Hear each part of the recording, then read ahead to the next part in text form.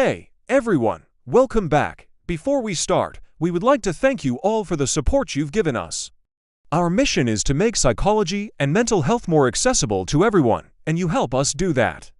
Now let's begin. We often encounter individuals in our lives whose behavior patterns leave us puzzled.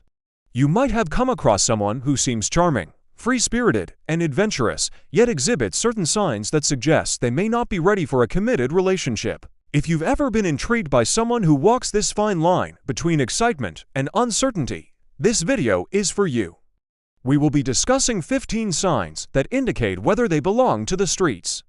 Are you ready to embark on this journey of discovery?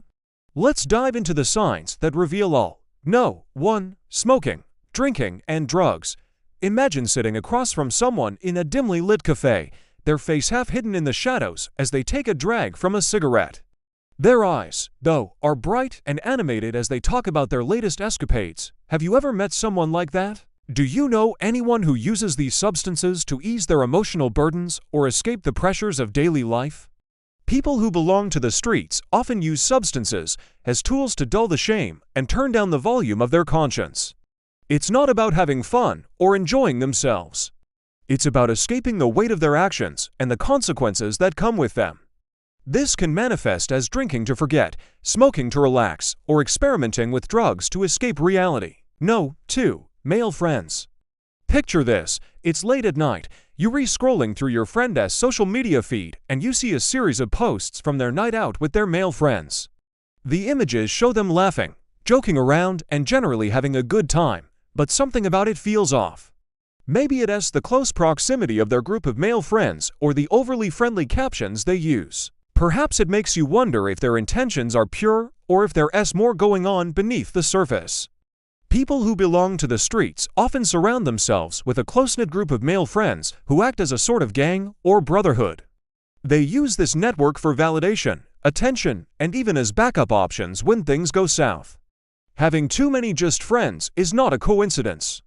It's a strategic move to ensure they always have someone to lean on, someone who has their back no matter what. 3. Tattoos and piercings. In a crowded concert, the bass is thumping and the crowd is swaying. You find yourself captivated by someone. Their energy is magnetic, drawing you into their world. As you talk, you notice small details like a tattoo peeking from under their shirt or a nose ring glinting under the stage lights. Tattoos and piercings are not just aesthetic choices. They're stories written on the body. Every piercing tells a tale. Every tattoo is a wound that learned to decorate itself. Some people who belong to the streets use tattoos and piercings as a form of rebellion, self-expression, or even as trophies of their experiences. These body modifications become part of their identity, reflecting their connection to a street culture. 4. Dating and sexual experimentation. You're at a party and you spot someone across the room. They're laughing, flirting, and seem to know everyone. They exude a magnetic charm that draws you in. But as the night progresses, you notice they engage in risky sexual experimentation. And this raises a question: are they just adventurous, or is there a deeper reason behind their actions? For some, sexual experimentation is a way to escape the emotional weight of a committed relationship.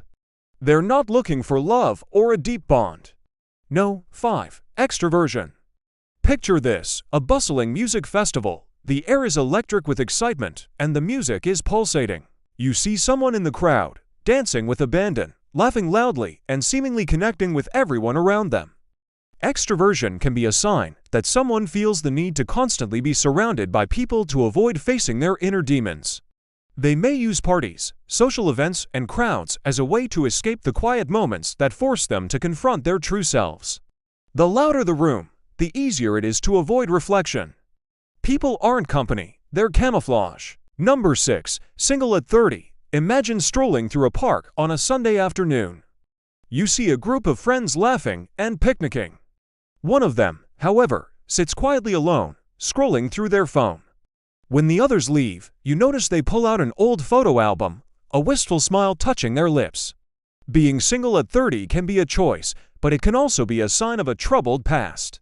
Some people have been hurt so deeply in their past relationships that they retreat into themselves, afraid to trust or love again. 7. Traveling. Picture this: a tropical beach, crystal clear waters, and swaying palm trees. You spot someone in the crowd, always up for an adventure, always traveling, always looking for the next destination. They seem to have a thirst for new experiences, new cultures, and new faces. Traveling can be a great way to broaden one's horizons.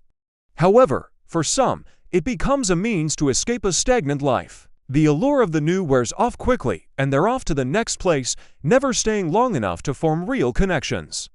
No. 8. Artificial hair color. Imagine walking into a salon and seeing someone dramatically changing their hair color, going from a natural brown to a vibrant blue. Hair is a way to express oneself, but drastic changes can signify more than just a desire for a new look.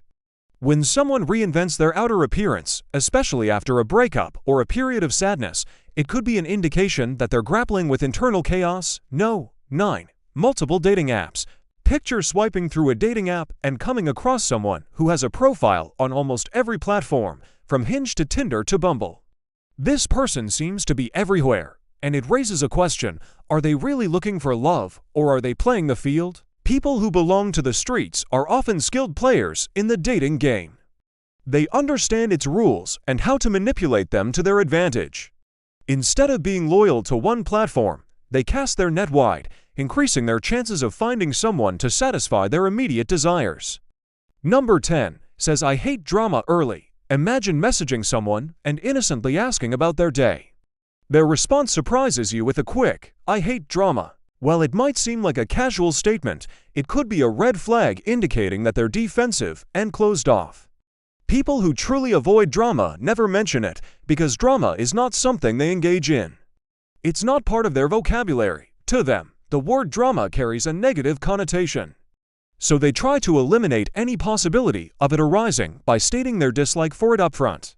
This is a mask, it's not a warning. Number 11. Tongue piercing. Imagine attending a social event and spotting someone across the room. They're laughing, talking, and flirting, and you can't help but notice their tongue ring catching the light. It's bold, it's daring, and it makes a statement. But have you ever wondered why someone would choose to pierce their tongue? For others, it could be a symbol of their connection to a street culture where body modifications like this are common. The tongue piercing isn't just metal, it's a message, it's a loud one. Number 12. Deletes her IG story after 1 hour. Imagine scrolling through your Instagram feed and coming across a story from someone you know. You watch it, you laugh, you maybe even share it. But later, it's gone, vanished without a trace. It's as if it never existed. People who belong to the streets often lead impulsive and reactive lives. Deleting their Instagram stories is a manifestation of this behavior, a knee-jerk reaction to the potential consequences of their actions. She posted it for someone. Someone saw it. No. 13 says, I don't catch feelings, I catch flights. You ask where they're headed, and they reply, I don't catch feelings, I catch flights. Final warning. Imagine receiving a call from someone you haven't heard from in a while. They ask if they can meet up, if they can talk. And just as you're about to respond, the call goes to voicemail. They'll light up your life, then disappear like smoke. That's the reality for many who have loved someone who belonged to the streets. Recognizing these signs is crucial to protect yourself from getting lost in the maze of their ways. Remember, sometimes the most beautiful smiles hide the darkest secrets. Your stories might resonate with others who've had similar encounters. Share your experiences in the comments below. We appreciate hearing your stories. If you found this video helpful, don't hesitate to share it with those who might benefit from it. Your support in spreading awareness about these signs is invaluable. As always, the references and studies used in this video are added in the description below. Thanks for watching and see you in the next one.